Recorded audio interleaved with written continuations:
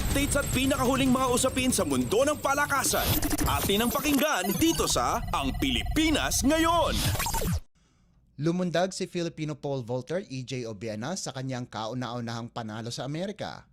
Bilang kaisa-isang atleta na nakalundag ng 5.8 meters, kinuha ni Obiena ang gintong medalya sa USA Track and Field Los Angeles Grand Prix. Bigatin ang nakalaban ni Obiena sa 7 kataong kompetisyon na kasama sina American record holder Casey Lightfoot, Saudi record holder Hussein Assem Al-Hizam at 2020 Olympic silver medalist Chris Nelson. Nasa Amerika si Obiena itong nakaraang 1.5 buwan para maghanda sa darating na season.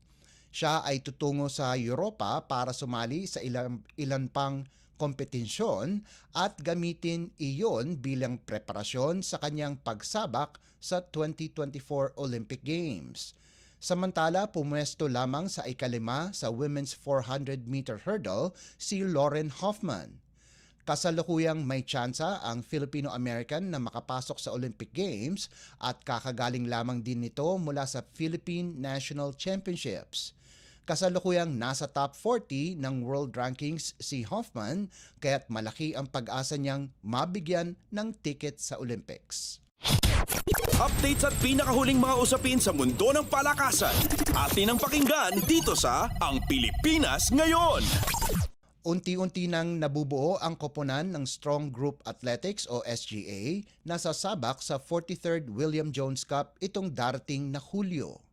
Sasali sa koponan na mamanduhan ni Head Coach Charles Chiu si Jordan Heading at Kailan Chongson para tulungan ang SGA na maibalik ang kampeonato ng Jones Cup pabalik sa Pilipinas. Ayon kay Chiu, otomatiko niyang pinili ang 6'2" na si Jordan dahil dati itong miyembro ng Gilas Pilipinas na kasalukuyang may average na 19.14 points mula sa 46.81% shooting. Kasama pa ang 4.14 assists at 3.43 rebounds sa paglalaro nito sa West Adelaide Bearcats sa NBL 1 sa Australia. Pamilyar na sa laro ni Heading si Head Coach Chiu dahil dati nang naglaro ito para sa SGA noong 2024 Dubai International Basketball Championship. Samantala, ang 6'4" Filipino-American na si Chongson naman ay dating naglaro para sa Alab Pilipinas noong 2018 to 2019 ASEAN Basketball League season. Naglaro din si Chongson para sa Taoyuan Leopards sa T1 League sa Taiwan mula 2021 hanggang 2022 kung saan nag-average ito ng 13.5 points at 9.1 rebounds sa loob ng 19 na laban. Iaanunsyo ng SGA ang bubuo ng koponan sa mga susunod na araw at linggo bago pa man magsimula ang torneo na nakatakda mula Hulyo at 13 hanggang 21. Updates at pinakahuling mga usapin sa mundo ng palakasan.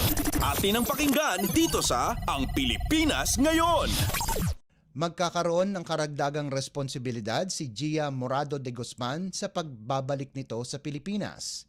Inanunsyo ng Philippine National Volleyball Federation o PNVF na hindi lamang kakatawanin ng dating Ateneo Lady Eagle ang bansa bilang miyembro ng Alas Pilipinas sa 2024 AVC Challenge Cup, kundi siya rin ang napili bilang team captain.